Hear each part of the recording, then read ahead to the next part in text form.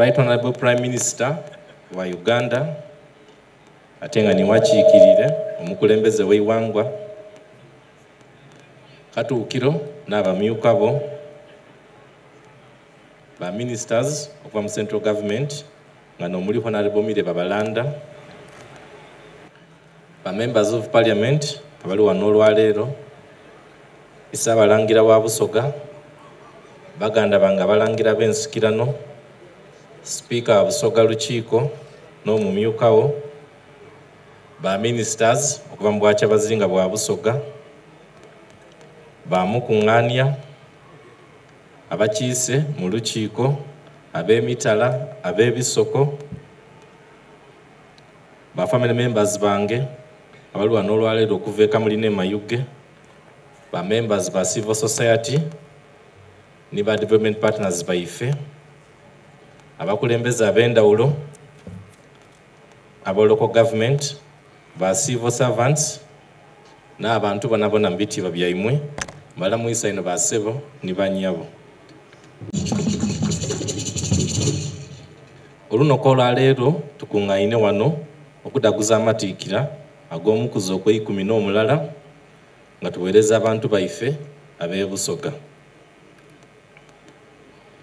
Twebaza Kibumba atuwaire obulamu, emirembe n'okutukuumira awalala ekitobozeisa okuweereza abantu baife obulungi.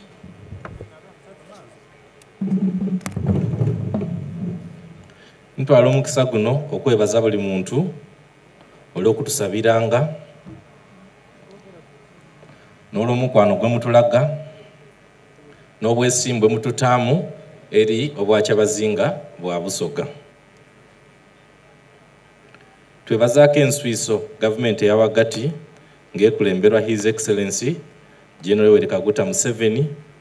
Twayongera okwebaza obufuzi obw'ensikirano obw'endawulo mu Uganda.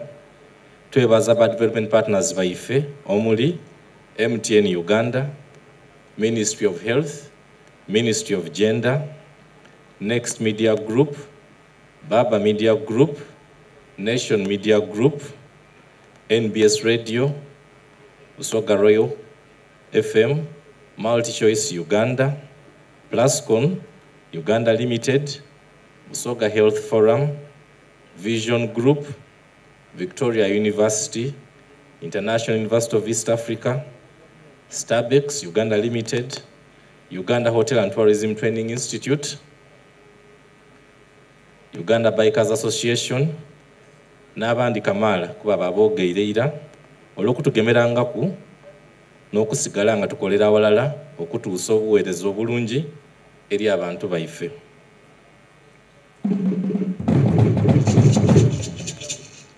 Omulamwa ogw'omwaka guno guli nti a malaria free Busoga for generations to come. Nkani Busoga ezira mu musuuda gwa nsiri mu biseera ebinaida mu maiso. Omusuuda gw'ensiri gukaali musaale mu kukendeeza ebyobulamu bantu baife n'ebyenfuna. Kyayongera obwavu mu bantu baife okusingira ddala ba musaayi muto n'abakyala abasuubira okuzaala. Ekiruubirwa kyaife ng'Obwakyabazinga bwa Busoga tikyakulwanisa musuuda gwa nsiri lwaleero lwonka, aye okuzimba omusingi omwigumivu nga Busoga yebwidda muzira musuuda guno awo nitusobola okulwanisa obwavu, endwaire n'obutamana.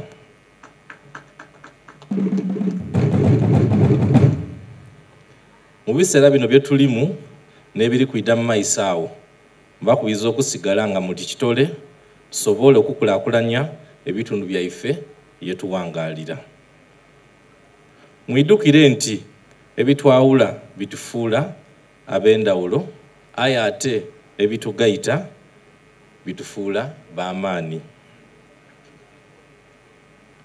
Eri abavubuka ne ba musaayi muto, mbakubiriza okuniikirira okukola ino, okusoma n'okwetaba mu ebyo ebibazimba, kubanga nimwe isuubi lya Busoga ne Uganda okutwaliza awalala.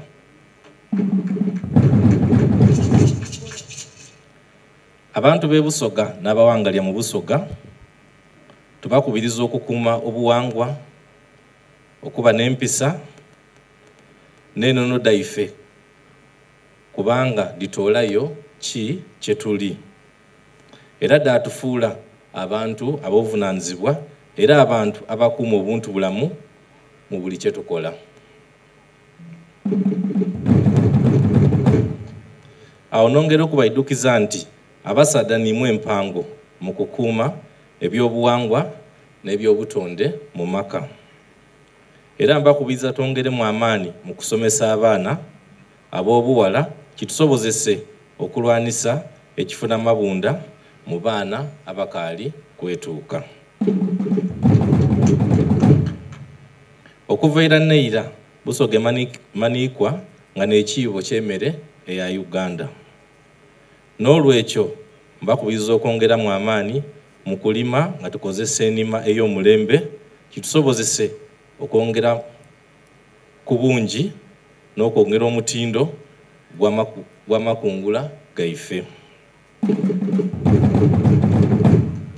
Awooni enningiza y'omu maka yeeyongere tusobole okwetuusaaku ebyetaago eby'endawulo. Nebaza Organizing Committee ekulembeirwamu Oweekitiibwa Mafumo Richard ate nga ni Isaba Kuŋŋaanya w'abakulu b'ebika ba Busoga ne ttiimu ye olw'okutegeka omukolo omunuvu guti.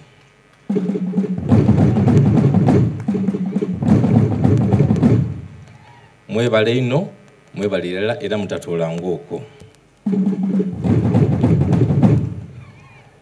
Ng'amaliriza mbakubiriza tugemere walala tuteeyisira mu kukola ino n'amaanyi tusobole okwongeza enningiza mu maka ate era twetanye programs ed'enkulaakulana eriva mu gavumenti eya wagati kitusobozese okukyusa obulamu bwaife n'ebitundu bye tuwangaaliramu.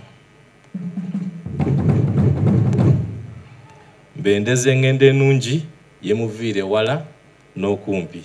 Kibumba ab'eniimwe Busoga okuyisanya n'amaanyi.